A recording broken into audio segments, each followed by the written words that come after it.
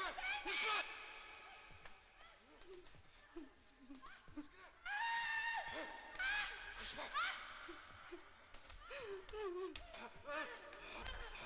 Düşme! Düşme! Düşme!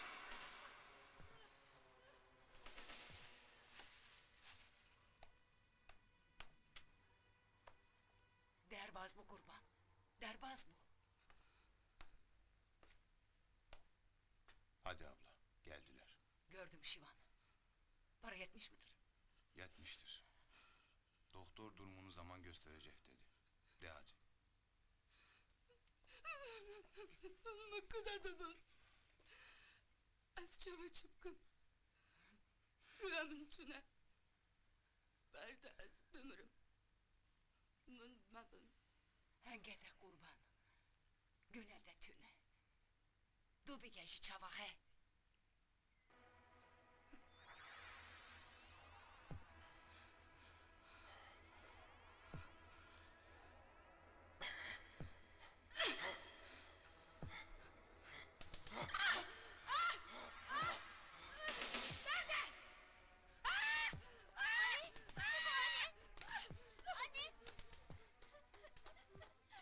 Çu hengamın çu.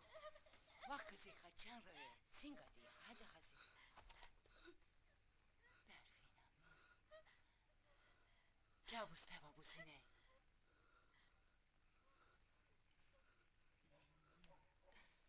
Zarohi kuçke. Viyan gelmke. Anne. Mapus damında kıymıştır canına. Elden gelen bir şey yoktur. Üstelik namusumuz kirlenmiştir. Karşı taraf Kemal'i öldürecektir. Bize düşen Zine'yi Hakk'a teslim etmektir. Bunu senin yapman uygundur Ansari. Bu acıyı senden çok ben yaşıyorum. Kardeşim kurbandır. Yetmez mi? Zine'nin ölmesi Şilan'ın da ölmesi demektir. Şilan buna fırsat vermez Nuha. Ansari, kardeşinle sen iki bacıyı aldınız.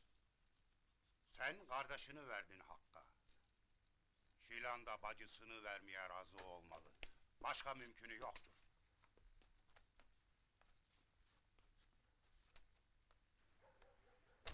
Zine'yi konuşurduk.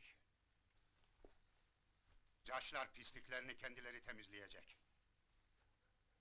Karşılığı Zine'dir, he mi? Mümkünü var mıdır bundan gayrı? Pislik onlardan gelmiştir. Hesabımızı caşlarla görmeliyiz. Konuşmak sana düşmez. Sen sus. Pislik onlarındır, bizim değil. Sen de akıllısan he mi? Bak hele.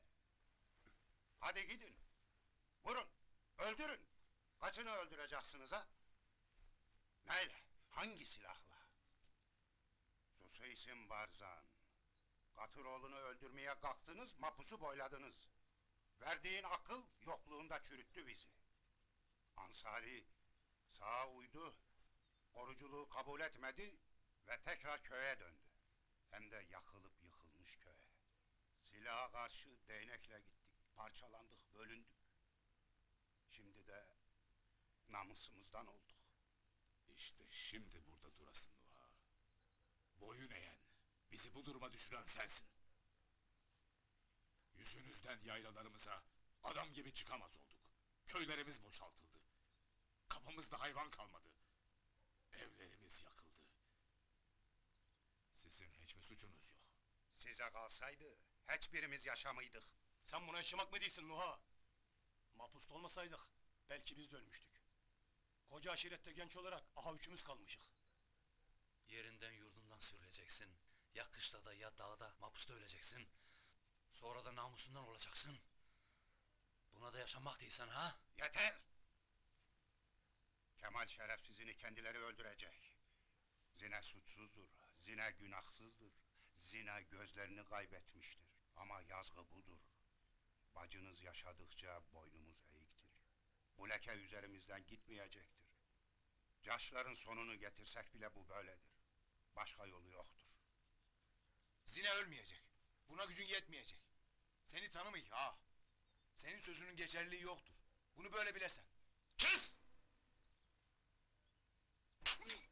Bunlar öğretmediler. Mapusta da mı öğrenemedin saygıyı?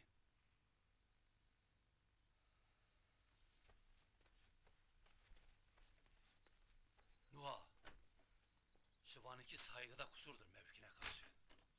Şatodan bu yüzden yemiştir şamarı. Lakin ben varken ona düşmezdi. Sakın ola kendine yontup yanlışa kapılmayasın. Eğer Zine'nin yaşaması sizin her gün ölmenizse, onların her gün ölmesi ise, bırakalım yaşasın.